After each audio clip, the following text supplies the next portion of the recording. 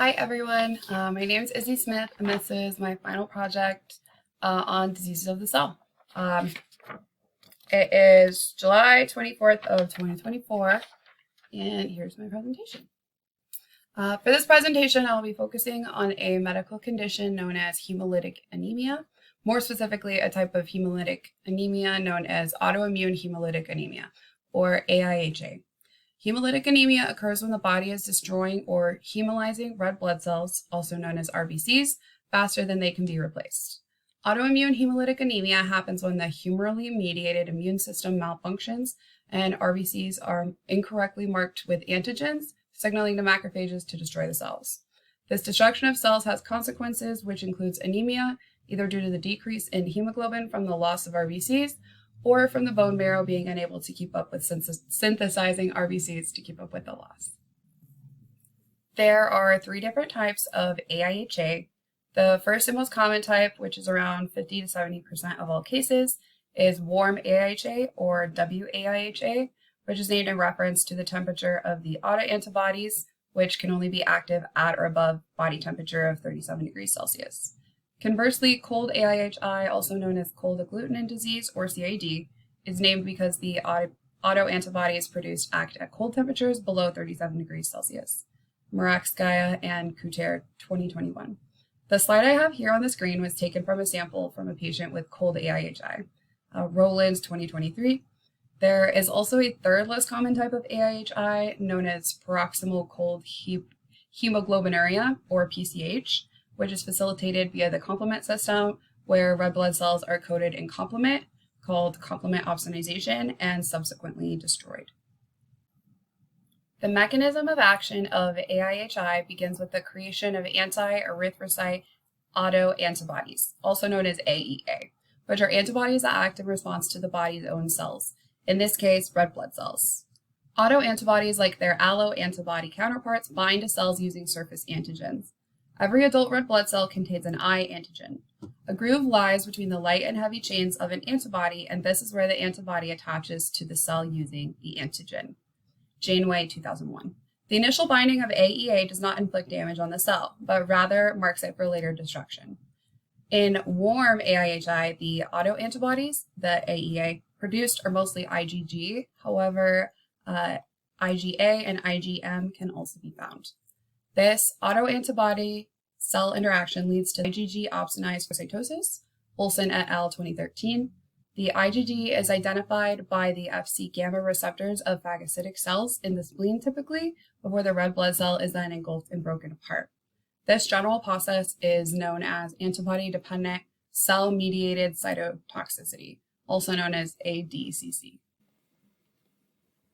While AIHI can be idiopathic, it can also be secondary to an infection, autoimmune disease, or even drug-induced. Common viral causes include the Epstein-Barr virus, varicella, which is the chickenpox virus, HIV, hepatitis, the cytomegalovirus, measles virus, and the mumps virus. As far as autoimmune diseases go, these can include lupus, rheumatoid arthritis, Hashimoto's, Sjogren's syndrome, and ulcerative colitis. Moravskaya and Kuter, 2021.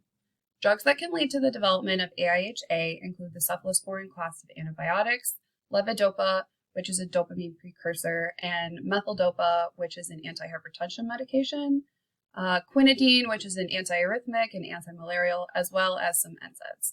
Mitchell, 2010. AIHA can be brought on by an individual receiving blood products, causing the humorally mediated immune system to flare up. Reticulocytopenia can occur secondarily to AIHA. Hill and Hill, 2018. This is an abnormal decrease in the number of reticulocytes, precursors to red blood cells. This can lead to red blood cells that are synthesizing anemia. Some of the genes involved in AIHI include the HLA-B8 and BW6 loci, both from the HLA-B locus, Barcellini et al. 2020. Individuals with this HLA-B locus have a higher incidence of having AIHA, while individuals who have the HLA-DQ6 loci are less likely to have AIHA, Barcellini and Fetizzo, 2020. Within the variable regions of the antibodies, alterations in the immunoglobulin heavy and light chain genes, IGHV and IGKV, are observed. specifically genes that encode for the binding of antigen I, like IgHV4 through 3,4. IgHV3 and IgKV3 through 20 have been observed to be correlated with a higher incidence of CAD, also known as cold agglutinin disease, Bartolini and Fatizo 2020. Genetic testing is generally not necessary to diagnose this disease. While there are genetic components to AIHA, it has other causes that are not genetic that are much more common. One of the many potential causes of AIHA can be anti-cancer therapies. There exist checkpoints such as molecular programmed death receptor 1, also known as PD1, and cytotoxic T lymphocyte associated antigen 4, also known as CTLA4. Anti-cancer therapies are able to reinstate checkpoint inhibitors, CPIs, which resurrect T cells, Bartolini et al. 2020. These T cells locate numerous cancer cells through the blocking of CTLA4 or PD1. However, this can have side effects that include developing AIHA. Autoimmune hemolytic anemia can be caused by an increase in HLA-B8 expression on B cells, Abdel Khalik et al. 1980. This upregulation in gene expression ends up causing incorrect antigen I codings on red blood cells that lead to AEA binding and subsequent destruction by macrophages, leading to AIHA. Now that we have a background on the disease, let's talk about the clinical manifestations of AIHI. In AIHI, there is an increased amount of antibody-dependent cell-mediated cytotoxicity, or ADCC. This increased amount of ADCC and the resulting loss of red blood cells leads to consequences within the body.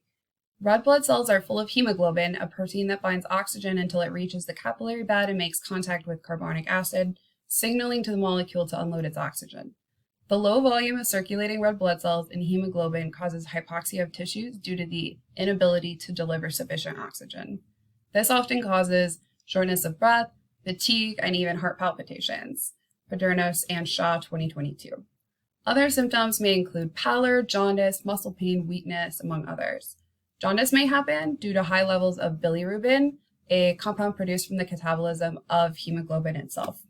When excessive red blood cell hemolysis occurs, too much bilirubin can build up in the tissues and lead to a yellowing of the skin and sclera, Caliconda 2022. Lymphadenopathy or splenomegaly can occur from the increased workload on the organs due to an increase in the amount of red blood cells that are being destroyed there. The urinary system can also be affected by AIHI. Dark urine as a result of hemoglobinuria is another symptom caused by the excessive destruction of red blood cells, leading to a buildup of hemoglobin in the urine. Given that the immune system is also affected, it is not uncommon for individuals with AIHA to become sick more easily from bacterial, viral, or other pathogens. Autoimmune hemolytic anemia is a very treatable condition. The first line of treatment is an oral steroid, which is usually prednisone. The prednisone is prescribed for a few weeks to help quiet the overactive immune response, Fatizo and Bartolini, 2021. For more severe cases, IV methylprednisone boluses may be indicated. Intravenous immunoglobulin, IVIG therapy, is another option to treat those afflicted with AIHA. IVIG aids in calming the overactive autoantibody response of the compromised immune system, Arugum 2023.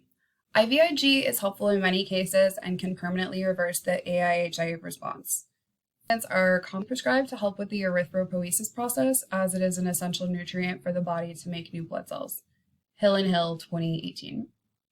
According to the American Journal of Managed Care, the median survival for primary or idiopathic AIHA was 9.8 years, while the secondary AIHA survival was 3.3 years, with a median of 8.8 years for cold agglutinin disease, also known as CAD. The 1-year survival rate for primary AIHI was 82.7% and 69.1% for secondary AIHI and 85.5% for CAD. McNulty 2022. The general trend showed that patients who were younger and patients who were female were more likely to survive the disease. So, thank you for watching my presentation. I hope you enjoyed learning about autoimmune hemolytic anemia and its effects on the cells of the body.